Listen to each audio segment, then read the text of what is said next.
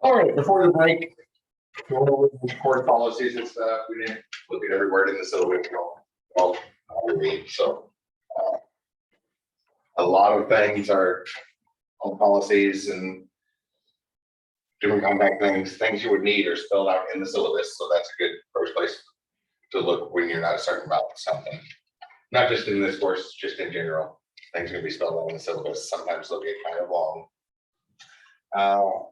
But for our course, we're going to look at informatics. I found this picture a couple years ago, which I really like this picture. That old saying, "Picture's worth 1,000 words." That's not what I'm going to do. This came from IUPUI. It was on the website. There's a little triangle here. Down at the bottom, we have just the raw theoretical points, the engineering relating to the hardware, computer science relating to the software that runs on it. Those almost theoretical points, the stuff when we would sit down and study in isolation.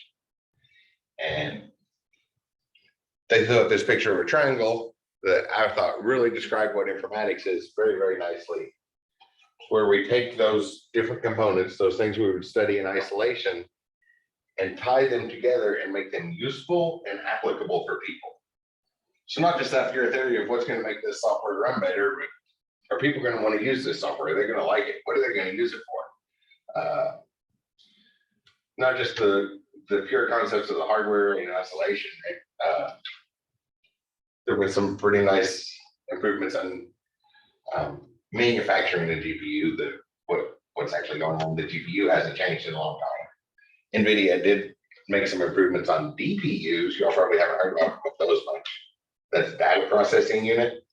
So when NVIDIA announced their 5-year plans, basically all of their 5-year plans included CPUs, GPUs, and DPUs, which means we'll really be able to optimize what's going on. But that's the theoretical stuff. Or right, that's down here in one of the corners. We're taking that hardware in isolation. Because it's really nice to have that advanced hardware, but is software going to work with it? Will the average user be able to figure out how to get any advantage over that? Or are they going to get frustrated and go back to the software they've been using for decades but afterwards? So informatics is where we tie the pieces together and make it useful and applicable. I'm going to write that on the board as the informal definition of what we can call informatics. So I grabbed the black marker on. I like to color code things some. Does anybody have any trouble seeing colors? Any markers that should throw away? I don't know if how exactly colorblindness falls into that private information, but I always want to ask that because I don't want to be up here writing notes into the color some people can't see. I've heard blue is the worst. For people that have the blue color blindness, I've heard that it's like might as well be writing with a white marker on a whiteboard. And I hate to do that. So if anybody ever has trouble with colors, I just throw that marker away immediately. So informatics.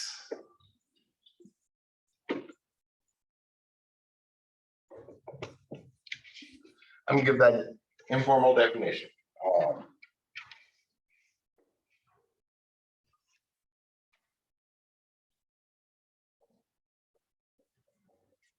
IT fields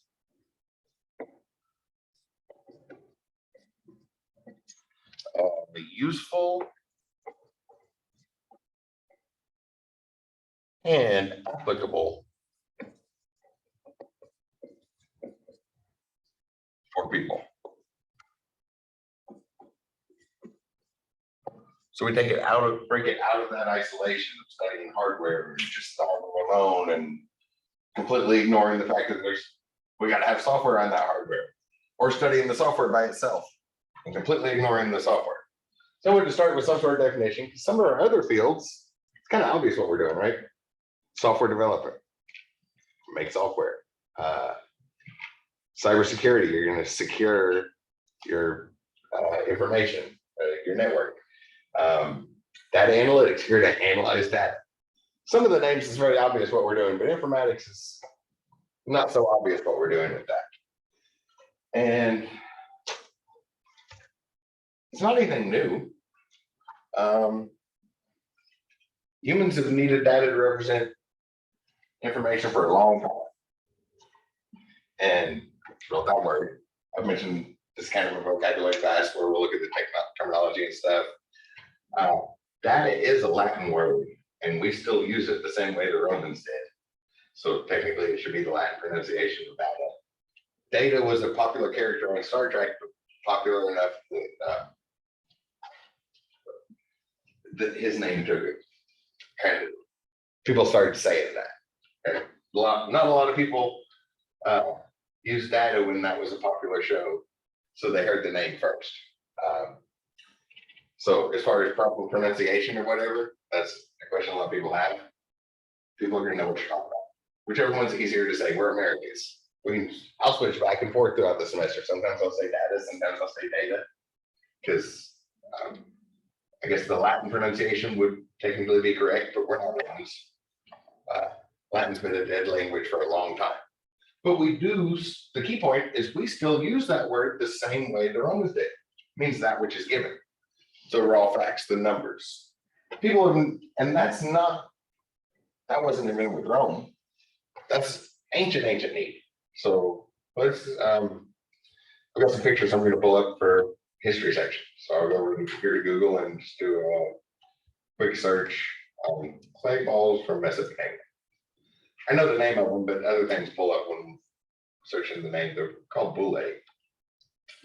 The early days in Levant. So many thousands of years BC. These things are scattered all over what's today Israel, Jordan, Syria, Mediterranean coast, and going up to southern Turkey. Agriculture and farming and all that first started long before written language or anything. So we don't really know what they're for, but there's these little clay balls that have shaped and colored stones put inside of them. Everybody looks at them, kind of agrees that that meant something. Those stones were there to represent something, and it goes a step further. Is there one we can see? And you kind of see it in this picture. See how there's a little hole in that crease there? They didn't just put those stones inside of there. They did it in a very careful way. They would use reeds and grasses and put very specific breakpoints so that it only opened in a certain way. So that's like early security. And on some of them, those breakpoints would usually go across the picture. So it was like very obvious if somebody had gone in there and tampered with those things. But just about everybody looks at them and agrees that looks like it meant something. Archaeologists, the standard, the most popular theory, we're talking about scientific method in a couple days and the difference between theory and belief and all that. But the most popular thing they're thinking is that it was probably shared pastoral land.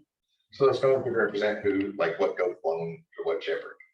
And then they just all went out to the same pasture, or could have been trading things. It could have been like another popular one is owing money, because this is all the same time as the stone rings. I don't know if you ever put those. That same area was today Israel and Syria. There's these little rings, too big to be a finger ring, too small to be a bracelet, carved from a very specific sandstone that only grows pretty much at the border. Is only like sandstone. It doesn't grow. It's only found at the border between Jordan and Israel. A particular red sandstone, a unique color, carved. They spent a lot of time making them all precise. They're all like had the exact same measurements and stuff, and they were even forged. Because there's also some limestone ones that people would use ochre and other materials to try to make it look like that they did that. So whatever it was important. It was valuable enough for people to forge. We have no idea, but this was around the same time as that. So maybe this was the transaction records and how many of those were, if those were like money, how many was owed to somebody or something else. We don't know what it is, but most people agree that, yeah, they're duplicated, like, so these pictures aren't in any order, but once they would go together, there would be another one that would have similar shape stones to this. Or something like this. There would be sets of them. The other one might have one found nearby might have 4 of these crescent ones and 2 of the round ones, and they'd be different numbers. So looking at it, most everybody agrees that meant something. We have no idea. And that's what that is. That's a great example of what data is. Data is the raw facts.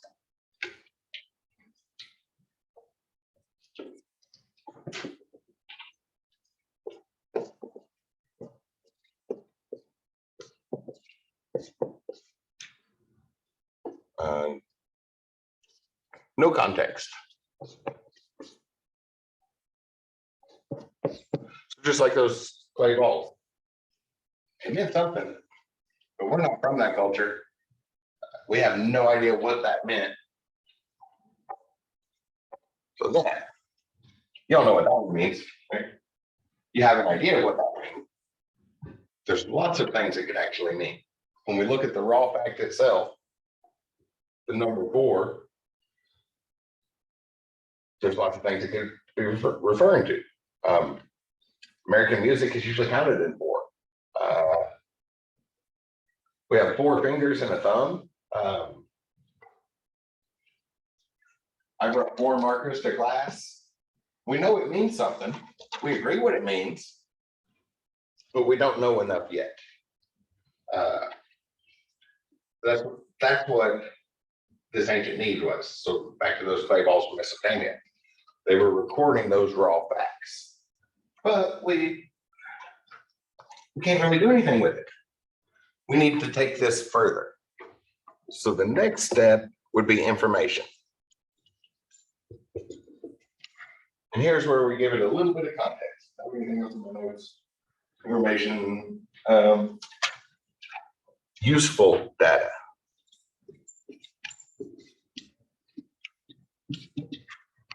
Back to our definition here.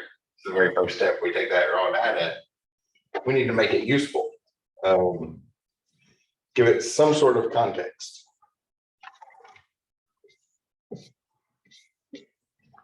Now it means a little bit more.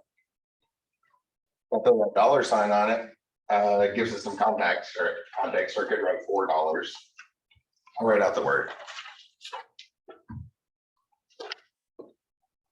The dollar sign seems so specific, but if I actually write the word dollars, it seems more international, like we could replace the word with euros, or again, a lot easier than we could replace that symbol, even though the symbol would probably be easier to write if we just wrote the euro symbol instead. Just something about that symbol seems so formal about it. So I'm going to switch to the words there, but it's useful. We know what to do with it now. It's not those 4 markers I brought to class. It's not referring to the fingers and thumb thing. It's something we can use, we can trade with. We can exchange that for something. We know what to do with it. I've got that note in there. I'll add it in red. No context. $4, we know what to do with it.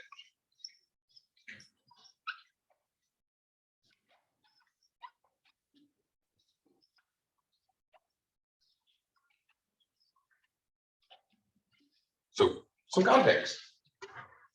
Not the full context, not quite enough that we go in there. We move this camera over because I need just a little more space there. There we go. We need to take the next step. So once we have some context, we've made it somewhat useful. The next step is knowledge.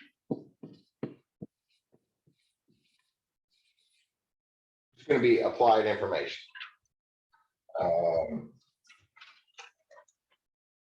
application of information.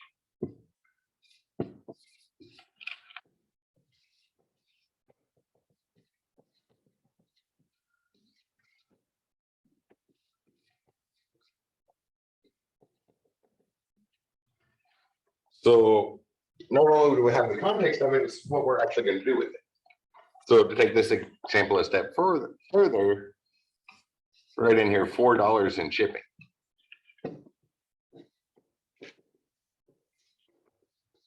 So not just that raw context that we know it's used for formula, we know exactly what we're getting with that.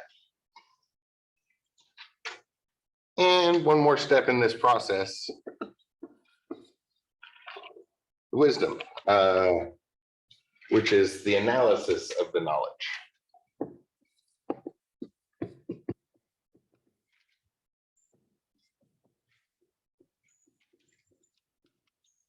Everybody's probably heard that a few times. Analysis, analytical, things like that. Analysis means to break it down into the component pieces, build understanding of each individual component, and then put those back together as understanding of the whole. So in college, we are studying analytical data. The opposite of that is synthesis, and that's where you start with very existing pieces and build something new from there. That's like graduate level college. So undergrad college, you're studying the analytical data. So analysis is going to show up in a lot of things. Keep that in mind. Break it down into pieces. So back to an example, $4 shipping, and analyze that application of the information, which is context on our raw data. We might get something like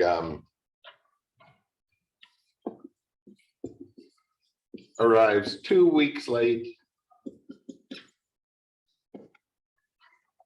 Right. Yeah.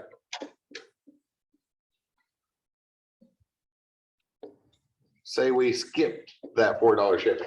So yeah, I'm gonna go with the free shipping option. We go to the free shipping option, it arrives 2 weeks late and broken. What wisdom is there to gain from that situation? Probably it would have been worth it to pay the $4, right? Every situation is going to be different, but the main thing there is our flow from the raw facts into something useful that can then be applied, and then we can gain insight from that application. That doesn't sound like something new, does it? Like as far as like new to computers, new to the 20th century. That's what back to those pictures. That's what most people just look at these things and we see, yeah, the pictures on Google are all out of order. I guess you can see it here. Big wedge, 3 triangles, 3 circles, and the next one has 6 circles, a triangle, 7 circles, a triangle, and then some oblong shapes. It meant something. So all we have when we look at it is the raw facts, but for the people living in the Levant many thousands of years ago, they knew the context that fit in. They knew how to apply that. So it meant something. So not a new thing with technology. It's an ancient need of humanity. And this is one that we will come back to over and over and over again. And this is what we're doing with that. Useful and applicable. So this flow from data into information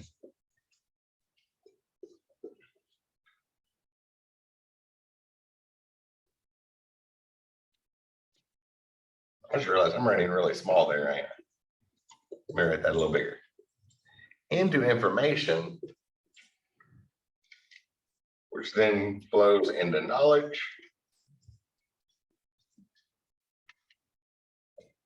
And wisdom. This is what we're really studying here. An ancient need of humanity, we just have a new tool for doing it. make this stuff useful and applicable, and we're going to use IT fields. As I can put computers,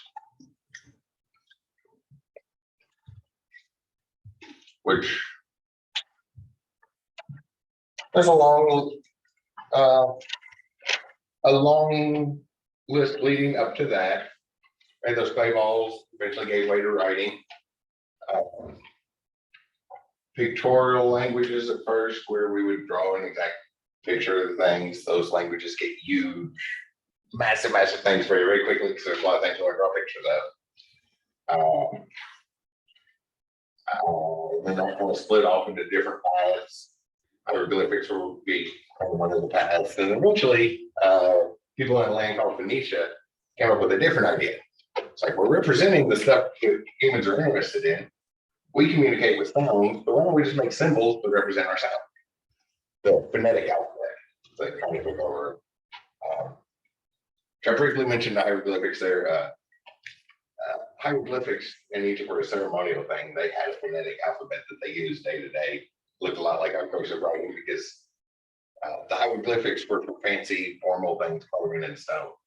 That's not what they wrote. They didn't write those pictures for the normal language. They had a simpler script to work with. So it would have been before those ancient times even. But eventually came up with the idea of the phonetic alphabet, named for the Phoenicians, or at least the first ones that we know of that have it. But they couldn't learn somebody else. Records are sparse back then. Then we started building machines, gear and lever machines, lots of clever ones to help store that, lots of different ones over the years. The Babbage engine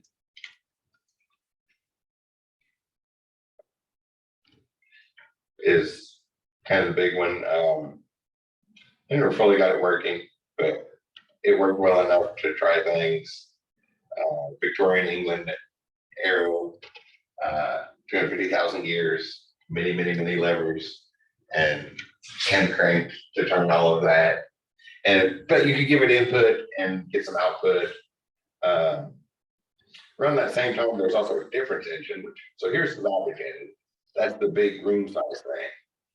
That was a big thing, worked on for decades. And there's also a difference engine, which is a small desktop one that would do simple calculations. We could give in numbers and it would do some simple calculations. A lot less years in that one. So those were working 1860-ish up to about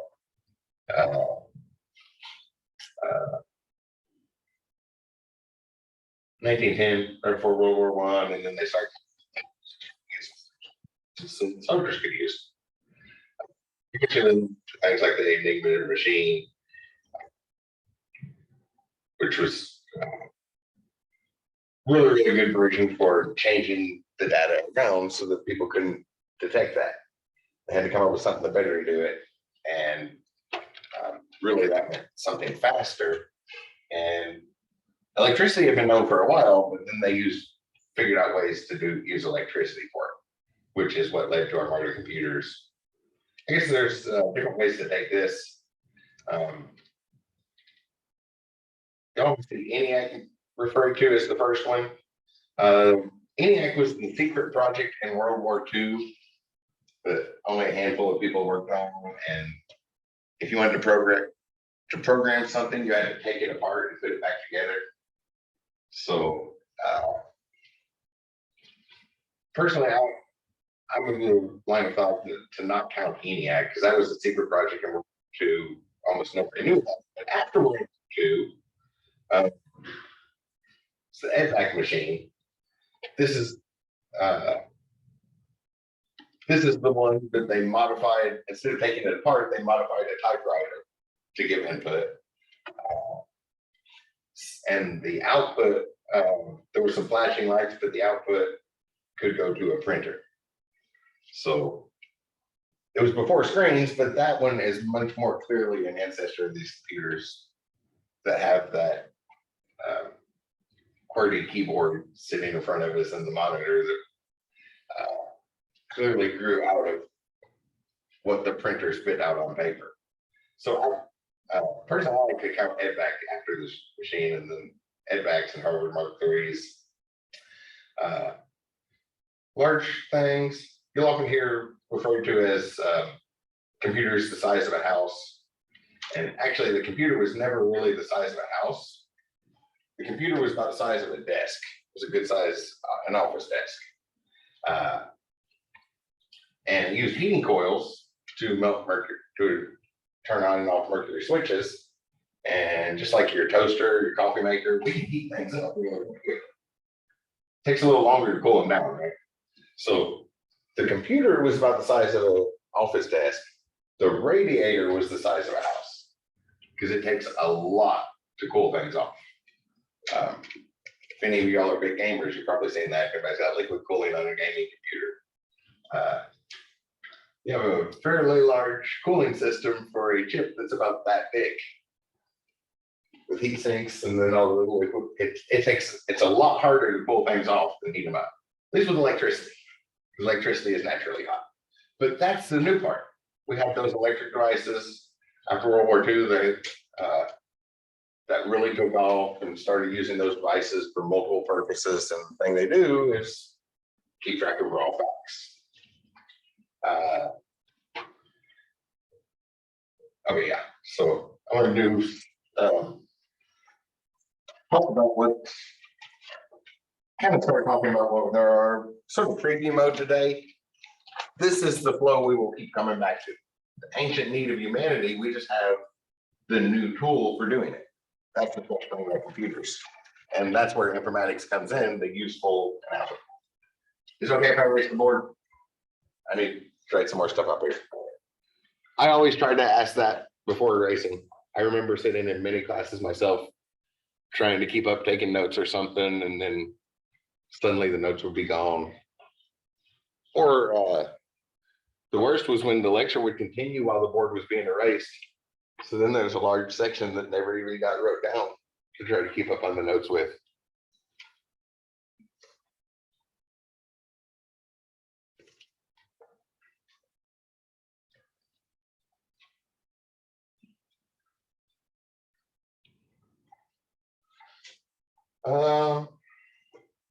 So those things I just erased. I made a bunch of just marks on the board and y'all knew what they were. I already knew what those words meant, right? The numbers.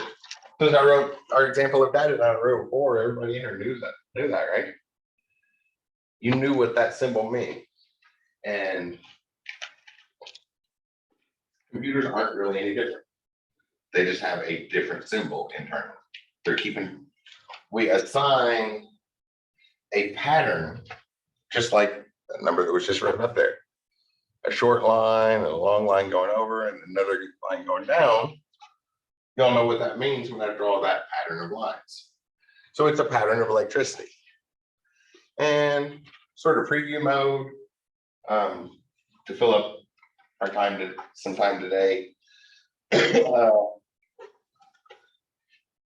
physical components of it. So the actual machine is just sets of switches. Y'all probably heard that, ons, offs.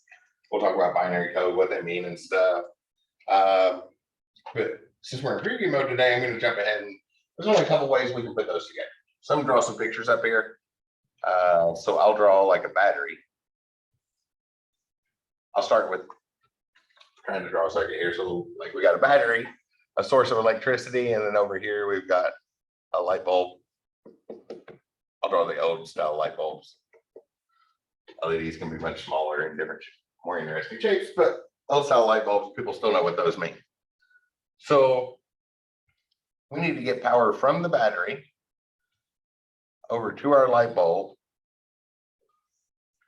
and then back here. So that's the most basic circuit that would just always come on. We don't have any control over it. First thought is we could just come in here and put a little switch right there. But that is somewhat restricted control because there's still an unbroken path that way. Things can go wrong with the switch there.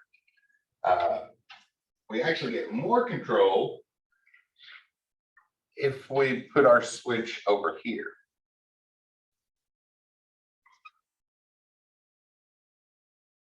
Furthermore, you've probably heard a few things about electricity, like electricity takes the path of least resistance, looking for the shortest route of ground.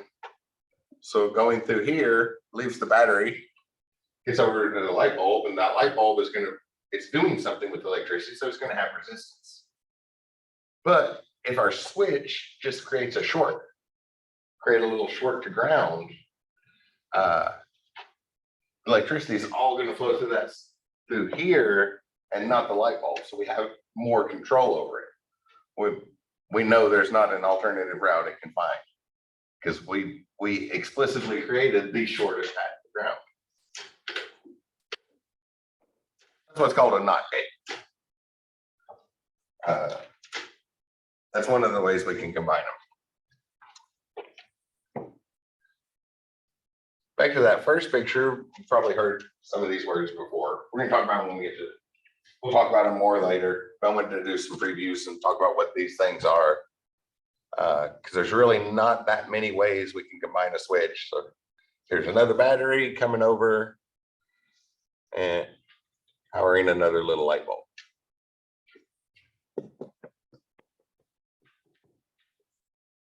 We close up our circuit, but we don't have any control over it. Well, that first thing I pointed out, we could put a switch there, but there's still a lot of connections. Something could go wrong with that switch, and we're restricted on control. So to create what we call an AND gate, we could put two switches in series. So now the only way the light bulb comes on is if we go in here and turn on both of the switches.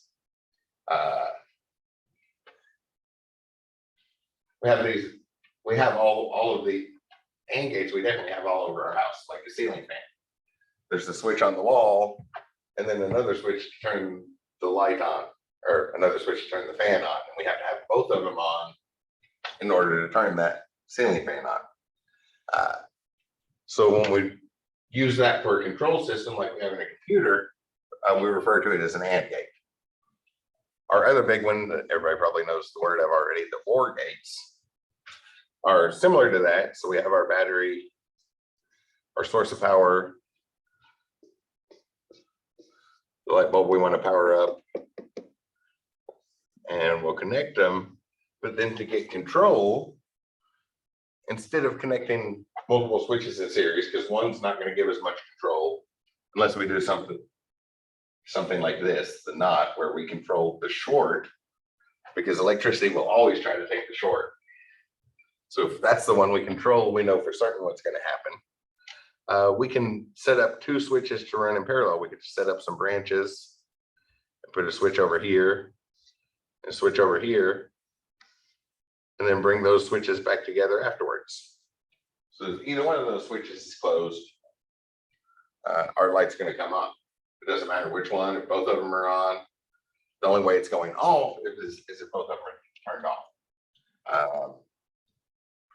We have a few of those in our houses. I guess three-way switches. Usually see those in like garages and stairwells. So the alternate. There's slight difference there, slight modification. Because we can also put these together. I guess three-way switches wouldn't be a good example. Garages are one. We'll have one switch by the door into the house, like goes into the kitchen or something, and one over by the big garage door. So that wherever we're standing, we can flip one of those switches and the light's going to come on. It's not like ceiling fan. We don't have to turn one switch on, run all the way across the garage, turn on the other switch. Three-way switches start to use a combination of stairs, but we can also add combinations of it. So I'll do an AND. So if we wanted to combine NOT and AND, which is so common, we actually abbreviated into a new word, NAND. An AND is two switches in series, so we have to close both of them. And a NOT is a short to ground. So if we just made draw my whole picture again. If we made that switch, that short to ground, if we used 2 switches instead of 1, we have a not and gate. So we combine that and the not. So these 3 are enough, and we can put together combinations of them. Same thing with a not or. We can put 2 switches going to ground, but on different branches, so that either one of them activates, then our short comes. Our short happens and everything goes off. So that's the control we have with switching switches and electricity. You're enough room for the next picture? Yeah. So we can put lots of those together. That's just one switch. We can obviously put lots and lots of them together. Billions in very small spaces in the modern world, but even back in the 1940s and 50s with the manual little mercury tubes on springs. It's like a thermostat. You don't see them much anymore. Some people might have seen those thermostats. They have a coil of flat metal. It's actually 2 metals pressed together. So when we heat it up, those 2 metals try to expand at different rates. So it, like one of them will expand further than the other, and it changes how it's curved. Like we have 2 pieces of metal, and when we heat it up, maybe this one stretches a lot further than the other, but they're welded together. So with that one stretching further, it'll cause it to coil up. And that's how we would get control over that. We would heat that up, and then liquid mercury would there'd be a tube with liquid mercury. Down at one end is parts of our circuit, and then a blob of mercury. So when that spring would turn, this would flow down. Mercury is dangerous. There's a modern version of that where instead of liquid mercury, we use an little aluminum ball in a tube. And actually, most of them have 2 of it. Aluminum is not toxic. And then if that tube turns upside down, aluminum balls roll away from it, or they roll back down, and we don't have any toxic materials. Those are mostly just used anymore to see if our robots fall over. We just put one on the top of the robot, and then it activates if the robot ends up upside down or that sort of thing. That's the most common use for them. Sorry, little sidetrack. Notice that I'll do that. There's a lot of things we can talk about. These are things you'll study in other classes, and we're definitely in preview day today. So we have switches, and humans use symbols to represent things. Those stones from thousands of years ago, those lines I drew on the board. We just agree on them. Let me use a different one. So let's say 5 instead of 4 this time. We all agree on what that means. At least this is a raw data fact. There's lots of places we can apply that. 5, or as tick marks, different things, different symbols, all mean the same thing. We all kind of agree on what that means. Those mean, right? Same thing with letters. We have A, part of our phonetic alphabet. So phonetic symbol for either a long A, a short A sound, or a schwa symbol.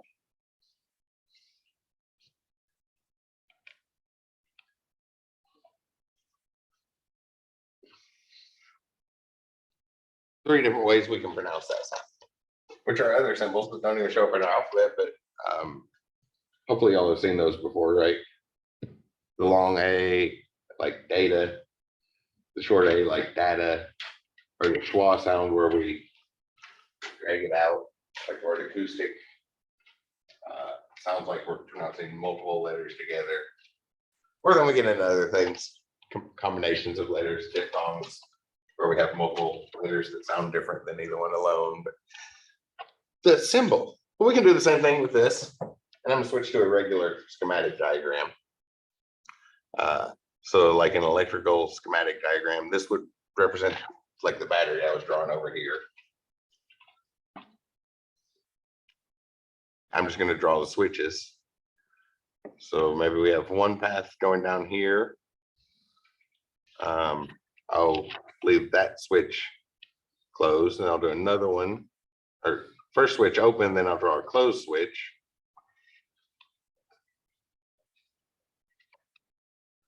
Another open switch, which is off. Open, electricity can't flow through there. Another closed switch, and could build up that pattern of electricity.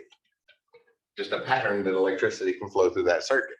We would have other things in there to kind of detect which ones are open, which ones are closed, have voltage on them, or which ones have current flowing through them and all that. But just like we agreed that this means 5, this combination of letters means 5, or this combination of tick marks means 5, we actually all agree that this means 5. Means the same thing. We'll get to that soon. Some of y'all may have seen binary code before. Definitely a mess to write it out like this, right? And that's where other things come in. Two of our easiest symbols, it'll relate to numbers. We're going to talk about binary soon. When we get to week 3, we'll talk about data, we'll cover binary, because the class where that's officially supposed to be taught is crammed full of so much material that it's a rush and people aren't picking it up. But if you're heading IT, you need to at least have basic understanding of binary. Two of our easiest symbols are circles and straight lines, which also look like two of our most basic numbers. And when we get to doing this numerically, it'll make sense. So we can use circle or line for open or closed switches. And that pattern of electricity flowing through a circuit is, y'all might not know it, but we agree that that means 5. And in week 3, we'll talk about how we get there. So sort of a preview mode. To have anything in my notes. This is at least the 4th time I've used this set of notes, so I have a bunch of little mark things. That's what I was checking. Yeah, and then software. So that's the hardware, and the software, which is, so the physical switches is the hardware. 5 is the data. It goes back to our flow, which I already erased: data to information to knowledge to wisdom. We're going to keep coming back to that flow. Then software would control that or apply that somewhere. We take that 5 that's stored on that physical hardware from that pattern of switches, and we actually apply it somewhere. So informatics has all our pieces coming together. Sort of preview mode, that's kind of what's going on here. It would take a lot more switches, but if that represents the number 5, then at some point I could write, say like 0, 1, 0, 0, 0, 0, 0, 1 represents the number 65. We'll talk about that in week 3. So preview mode here. And then in the software, we can tell it, okay, let's just use 65, say that represents an A. So we can use that symbol to represent an A, a capital A. And then 66 being a capital B, 67 a capital C, so on and so forth. And then some of our special characters, and we'll get up to 90, wait, I have to count backwards for me. 97, we say, okay, 97 is a lowercase a, 98 is a lowercase b, and it's a one-to-one correspondence, and that's how we store that data that we're concerned about on that physical device. We'll talk about that in week 3. Preview mode now. Kind of what's going on. You see how all those pieces come together and can be used to fill that same need that people were using shaped and colored stones and clay for 10,000 years ago. Very similar needs, because they were very careful with that clay 10,000 years ago, put it in breakpoints and pictures so they could tell if it had been tampered with, and securing that information. So not only do we want to keep track of it, we want to make sure people don't, people that shouldn't see it don't see it. Everybody that should see it does see it. if somebody that shouldn't see it sees it, we want to be aware that they did. So that need hasn't changed. Ancient need of humanity, we just have a different tool for working with it. Kind of a quick preview on what's going on with that. And yeah, part of the reason I put that particular set of notes together was so y'all can get used to how easily distracted I am. You might have noticed I had distracted myself. So if you have something that you're interested in, feel free to mention it. I don't mind going down all this mention in a class like this. Our main thing is there's several main things, but one of the biggest ones is vocabulary. So if we got on a rabbit hole and start looking to talk about something interesting, we can still cover IT vocabulary, those foundational skills, a survey of the different things, or see all the different subfields of IT and make sure you're in the right field, because happiness is worth a lot. This is the pattern we forced on the computer. AI is big lately. It is still just pattern matching.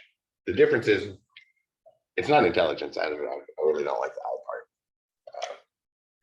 part. It's still matching patterns, and it does not know what the patterns mean.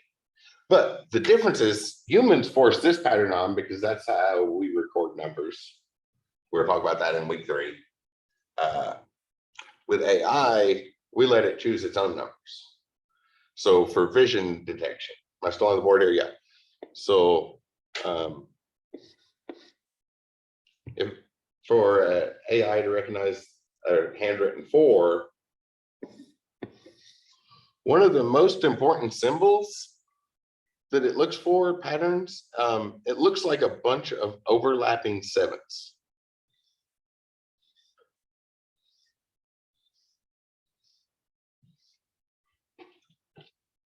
A human would not have picked that pattern. Having seen it a few times, I know that that's the most important pattern for an AI number recognition system to detect. I have no idea why, but we let the computer pick its own pattern, and it can do a much better job of picking its own pattern than having a human pattern forced onto it. So it is still just a symbol, a pattern of electricity that we can then use symbolically, just like we do the marks on the board here for our traditional written language.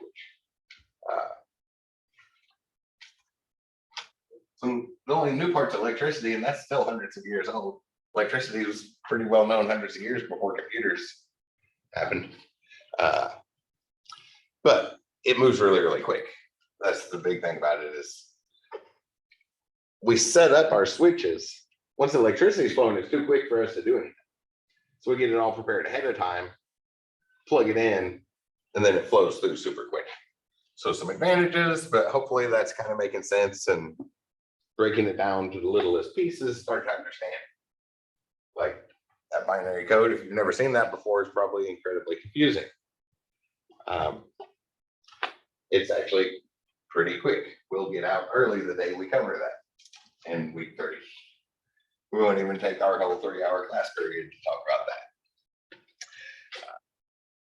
that. We stop and think about it. It's only 2 symbols. That has to be easier than anything we normally do as a human, because 2 symbols is not enough to do anything complicated with, which is 2 words that I will use a lot this semester describing things: complex and complicated. And when I'm using those this semester, complex means lots of parts. That's what computers are, lots of small, simple parts put together. There's a lot of complexity to it, but it's not complicated. Complicated is hard. Complicated is like the things humans do.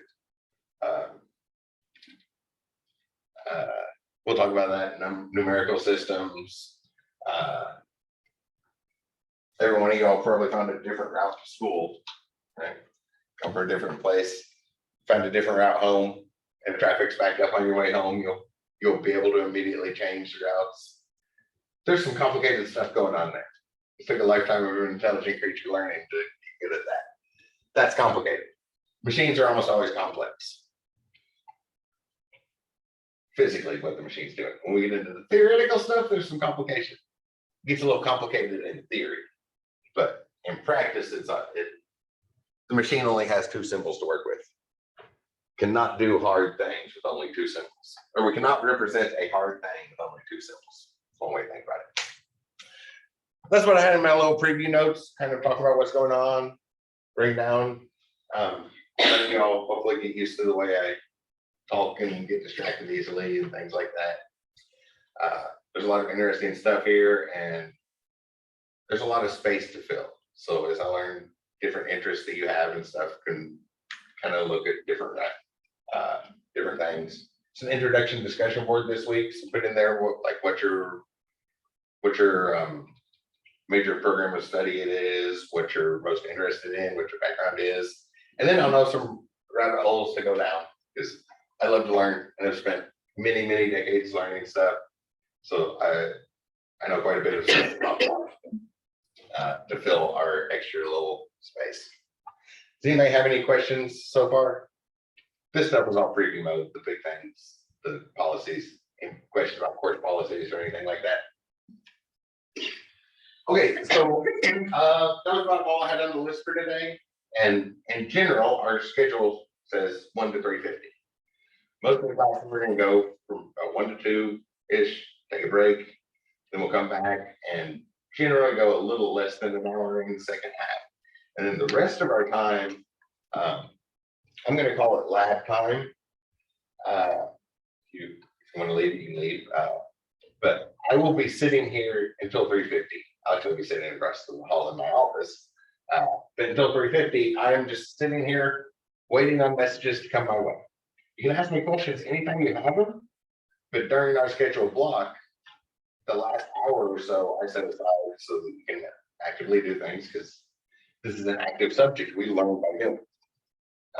So if you want to actively do stuff, we have this time that should be set aside right now for Learn Informatics. So it's a great time to do that.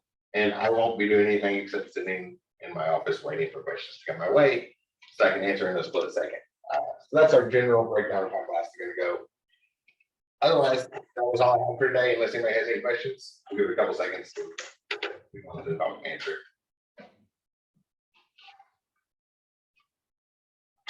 Okay, I assume 5 seconds of silence means no questions. If you have any, let me know.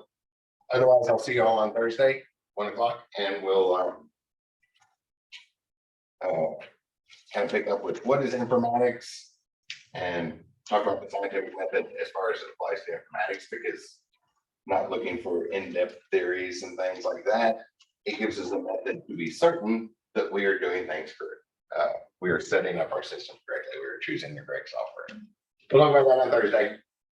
So have a good one.